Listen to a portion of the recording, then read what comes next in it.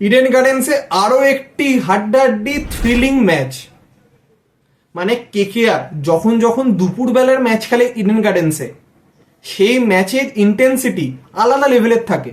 এই বছরে এলএসজি ম্যাচটা দেখুন, ক্লোজ এনকাউন্টার, কেকেআর হেরে গেছিল।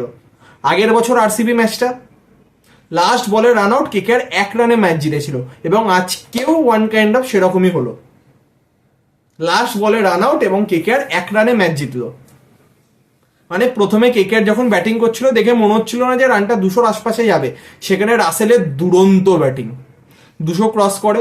তো রাজস্থান যখন ব্যাটিং করছিল তাদের 5 উইকেট পড়ে যায়, দেখে মনে হচ্ছিল না যে তারা এই রান চেজের ধারে কাছে আসতে পারবে।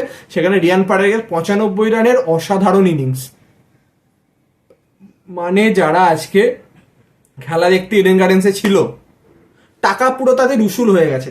দুর্ধর্ষ ম্যাচ হয়েছে। এই বছরের আইপিএল এর one of the best match যেটা আজকে ইডেন গার্ডেন্সে হয়েছে।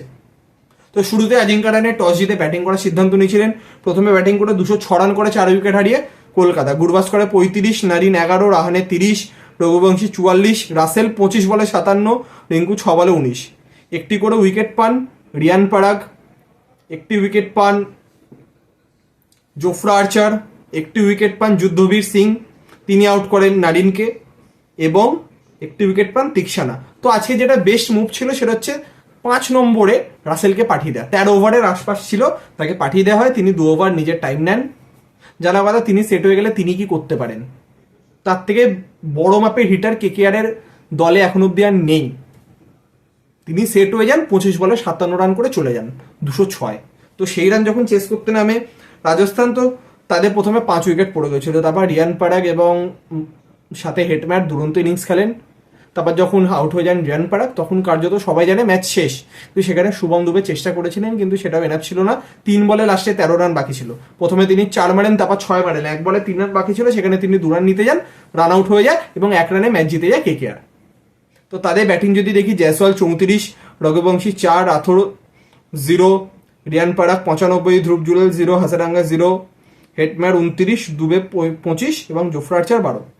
2টি করে উইকেট পান হর্ষিত রানা, বরুণ এবং মঈন আলী, একটি উইকেট পান বৈভব আরোরা। মানে আজকে দুর্ধর্ষ ম্যাচ হয়েছে।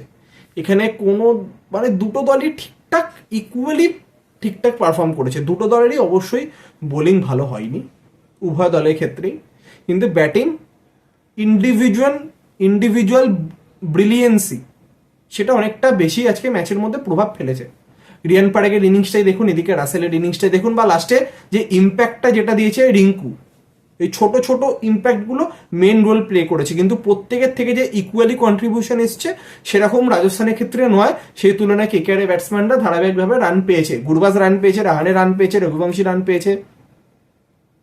তো কেকেআরের সামনে আগামী ম্যাচগুলোও তারা চাইবে এইভাবে পারফর্ম করতে। এই ম্যাচটা জেতার দরুন তারা এখনো প্লে অফের এসে রয়েছে। নেক্সট ম্যাচ তাদের রয়েছে 7 তারিখ ইডেন গার্ডেন্সে এগেনস্ট চেন্নাই। তারা অতি অবশ্যই চাইবে এই মোমেন্টামের সাথে খেলে সেই ম্যাচটিও জিততে, এবং রাজস্থানের পয়েন্ট অফ ভিউ থেকে আরও একটি ম্যাচ, আরও একটি ক্লোজ এনকাউন্টার, আরও একটি হার। তারা শেষে এসে তাদের তরি ডুবে যাচ্ছে। প্রতি ম্যাচে কম করে 5-6টা ম্যাচ এইভাবে তারা হেরেছে। তো অবশ্যই তাদের ক্ষেত্রে খুবই একটা দুর্ভাগ্যজনক। তারা অতি অবশ্যই চাইবে যে কোনো রকমভাবে এই বছর সিজনটাকে শেষ করতে এবং ভালোভাবে প্রপার স্ট্র্যাটেজি প্ল্যানিংয়ের সাথে নেক্সট বছর ভালোভাবে কামব্যাক করতে, এবং আমরা আশাবাদী যে রাজস্থান দল সেটা করে দেখাতে পারবে। তো এই ছিল বেসিক্যালি আজকের ম্যাচের আপডেট। তো চলুন এখনকার মতো এতটাই, আবার দেখা হবে নেক্সট ম্যাচের আপডেট নিয়ে।